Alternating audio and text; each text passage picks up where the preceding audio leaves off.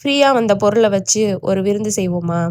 சித்தி கொடுத்த தோட்டத்தில் விளைஞ்ச வெங்காயம், அம்மா கொடுத்த மட்டன் கொஞ்சம், போடுற இஞ்சி பூண்டு பேஸ்ட்டு நான் வீட்டில் அரைச்சது தாங்க. அது ஃப்ரீயாக கிடைக்கல. அப்புறம் இந்த மஞ்சப்பொடி அப்பா கடையிலேருந்து எடுத்தது தாங்க. அதுக்கப்புறம் தாளிக்கிற எல்லா பொருளும் அப்பா கடையிலேருந்து எடுத்தது தான். பட்டை மிளகாய் எல்லாமே.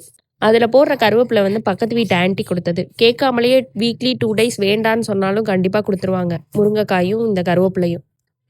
வெங்காயம் நல்லா வதங்கினதும் மட்டனை இதில் தூக்கி ஊற்றணும். ஆனால் நான் குக்கரில் மாற்றி ஊற்றிக்கிட்டு இருக்கேன். பருத்தி மூட்டை குடோனில் இருந்தா என்ன, குடோனில் பருத்தி மூட்டை இருந்தா என்ன, எல்லாம் ஒன்று தானே. எப்படியோ சமையல் ஆனால் சரி.